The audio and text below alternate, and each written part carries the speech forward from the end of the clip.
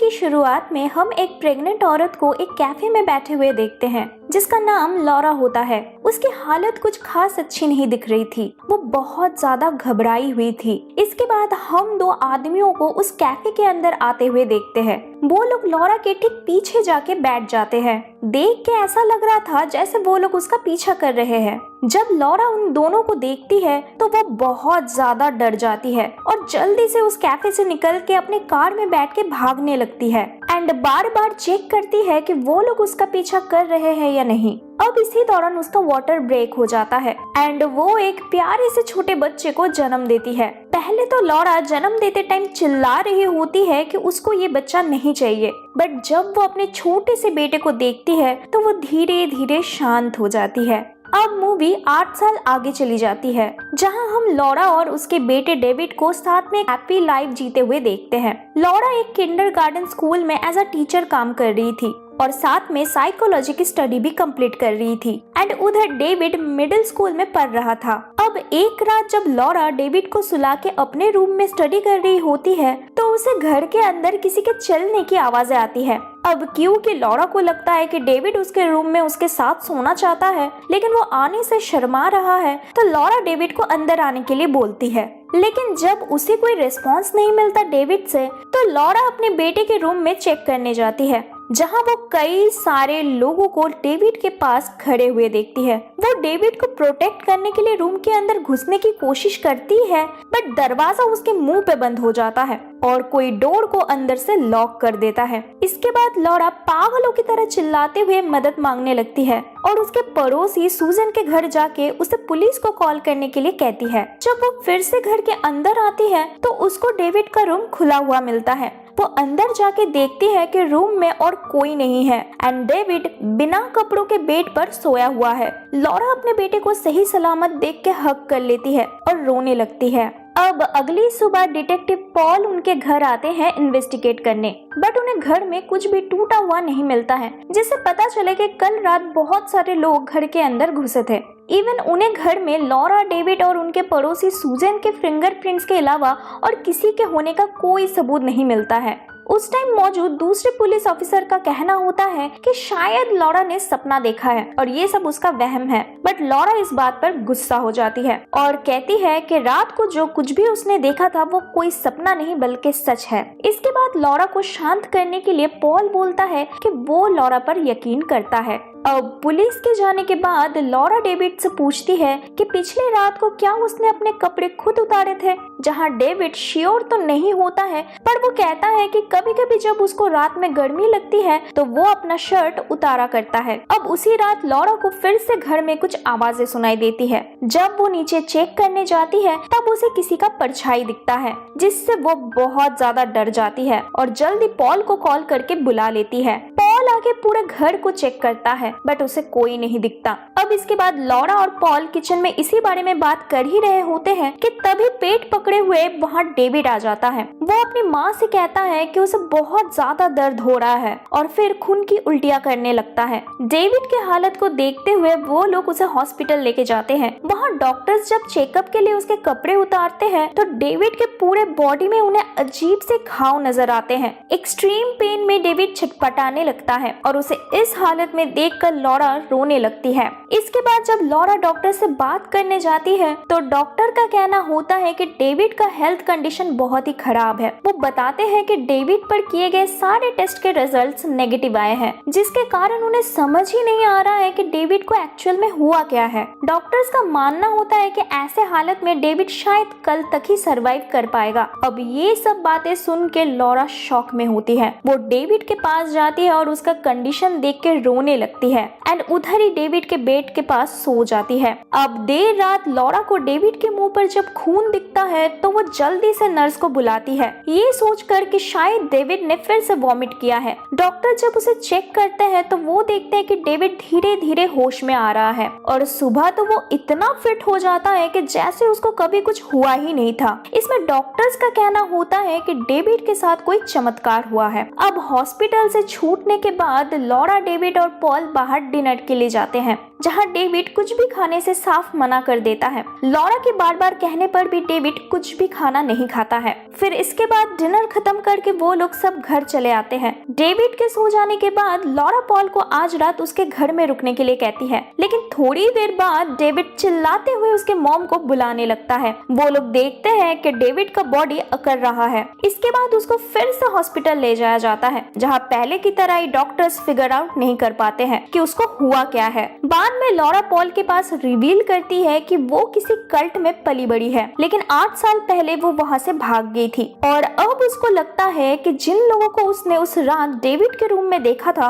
वो सारे शायद उसी कल्ट के मेंबर्स हैं एंड उन लोगों ने ये बीमारी डेविड को दिया है। अब उस रात फिर से लॉरा डेविड के बेड के पास सो जाती है। जब उसकी नींद टूटती है तब वो रूम के बाहर डॉक्टर्स को आपस में बात करते हुए सुन लेती है, जहाँ वो लोग कह रहे होते हैं कि ये लड़का उनके लिए बहुत ही इम्पोर्टेंट है और किसी के आने का भी बात वो लोग कर रहे होते हैं। इसके बाद लॉरा जब बाहर विंडो से देखती है तो उसे वही 2 लोग हॉस्पिटल में आते हुए दिखते हैं जो 8 साल पहले उसे चेस कर रहे थे। अब इससे लॉरा को समझ आ जाता है कि कहीं ना कहीं कुछ तो गलत है। वो डेविड को गोदी में उठा के दूसरे रूम में छिप जाती है। वो सारे डॉक्टर्स उनको ढूंढने लगते हैं बट लॉरा चुपके से निकल के सूजन के घर चली आती है। इसके बाद वो अपने घर सामान पैक करने जाती है और पॉल को कॉल करके डेविड के स्कूल के बाहर मिलने के लिए कहती है, लेकिन उधर सूजन के घर इसी टाइम डेविड को होश आता है और वो सूजन को उसके करीब आने के लिए कहता है। जब लॉरा सूजन के घर वापस आती है तो कोई दरवाजा नहीं खोलता है। वो जब पीछे के दरवाजे से अंदर आती है तो वो डेविड को देखकर शॉक हो जाती है। वो देखती है कि उसका बेटा सूजन को मार के उसका मांस खा रहा है।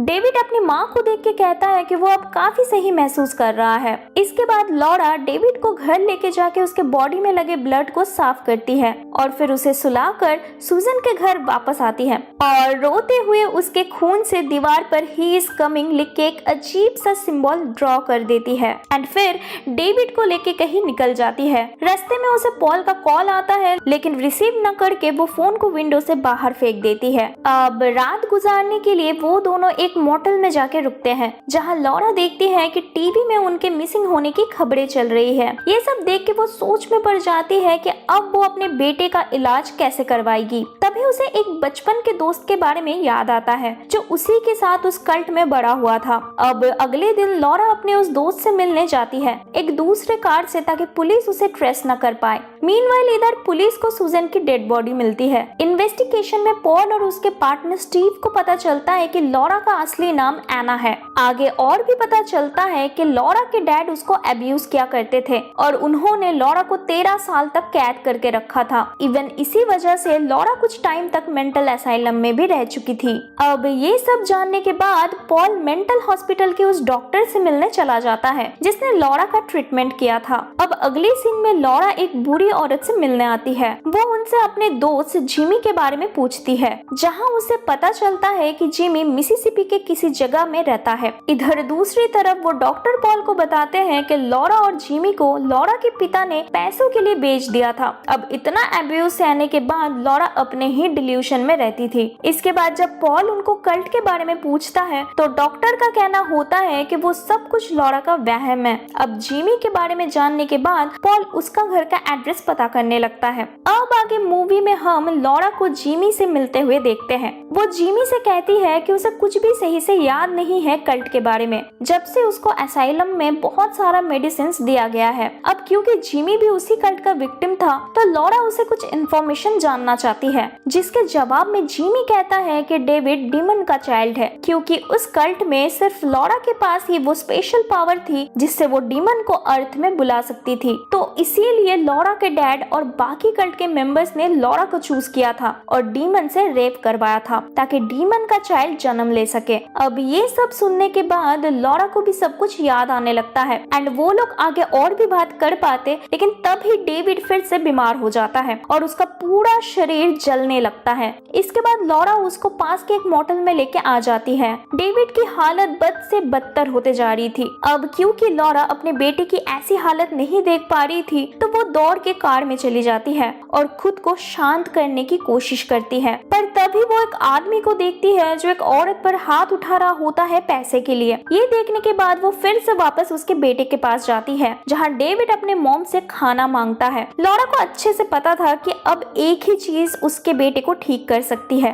और वो है ह्यूमन फ्लैश। तो इसीलिए वो बाहर जाती है और उस आदमी के साथ फ्लर्ट करके उसे रूम के अंदर ले आती है, जिसके बाद डेविड उस आदमी के ऊपर अटैक कर देता है और उसका फ्लैश खाने लगता है। अब थोड़ी देर बाद जब डेविड का भूख मिट जाता है तो वो पहले जैसा ही एकदम ठीक हो जाता है और फिर लॉरा बाथरूम से ब्लड को साफ करके बचे हुए बॉडी के पार्ट्स को प्लास्टिक में लेके कलेक्ट कर लेती है। इसके बाद वो लोग उस मोटल को छोड़ के किसी और जगह पे चले जाते हैं और रास्ते में एक पुराने चर्च के पास उस आदमी के बॉडी को रख के खून से वॉल पे लिख देती है ही इज कमिंग। अब उधर पॉल और स्टीव जिमी के घर चले जाते हैं जहाँ उनको उसका डेड बॉडी मिलता है और उसके बॉडी में भी वही सेम सेंटेंस लिखा हुआ था, जिसको देख के स्टीव और पॉल को लगता है कि इन मर्डर्स के पीछे लॉरा का हाथ है। इधर नए मोटल में लॉरा और डेविड बातें करने लगते हैं जहाँ लॉरा डेविड से कहती है कि नेक्स्ट टाइम जब उसको भूख लगेगी तब लॉरा उसकी मदद नहीं कर पाएगी, जिसको सुनकर डेविड गुस्सा हो जाता है और कहता है कि अगर लॉरा ने हेल्प नहीं किया तो वो मर जाएगा। इसके बाद लॉरा रोने लगती है और डेविड सैड हो जाता है।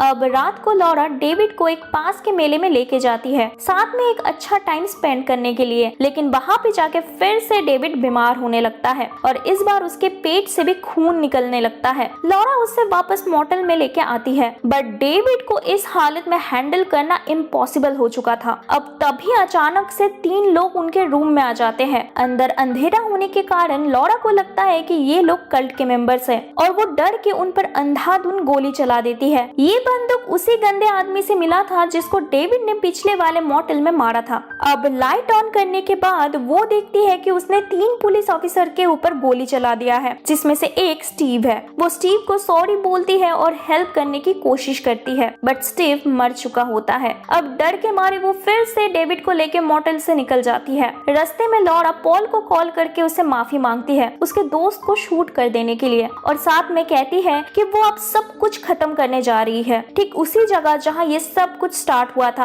पॉल उसे समझाने की कोशिश करता है बट लॉरा फोन कट कर देती है और उस जगह पे चली जाती है जहाँ डीमन ने लॉरा को रेप किया था। इसके बाद हम लॉरा को एक पुराने घर में देखते हैं जहाँ वो डेविड को लेकर जमीन में बैठ के डीमन को बुला रही होती है, पर जब उसको कोई रिस्पॉन्स नहीं मिलता है तो वो डीमन को थ्रेट करने लगती है और कहती है कि अगर वो सामने नहीं आया तो लॉरा उसके बच्चे को मार डालेगी।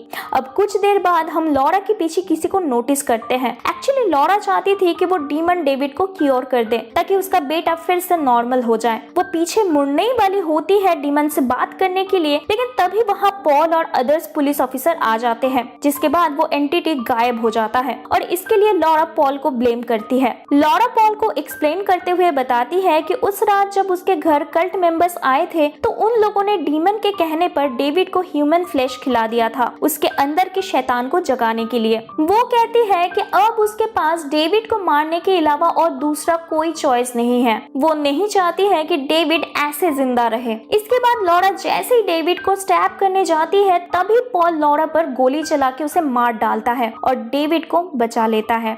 अब मूवी के लास्ट में हम बीमार डेविड को हॉस्पिटल में देखते हैं जहाँ पॉल उसे देखने आता है और सडनली अपने हाथ से फ्लैश काट के डेविड को खिला देता है एंड इधर रिवील होता है कि पॉल भी उसी कल्ट का मेंबर है। उसको लॉरा और डेविड के बारे में सब कुछ पता था, इवन उसी ने जेमी को मारा था ताकि वो लॉरा को हेल्प ना कर पाए। इसके बाद पॉल डेविड को उसके फादर से इंट्रोड्यूस करवाता है, जिसके बाद हम व्यूअर्स डेविड को उस एंटिटी के साथ हक करते हुए और उसे डैडी कहते हुए सुनते हैं और मूवी इधर ही खत्म हो जाती है। तो दोस्तों अगर ये वीडियो आपको पसंद आई तो चैनल को सब्सक्राइब और वीडियो पर लाइक एंड कमेंट करना मत भूलिएगा। मिलते हैं नेक्स्ट वीडियो में।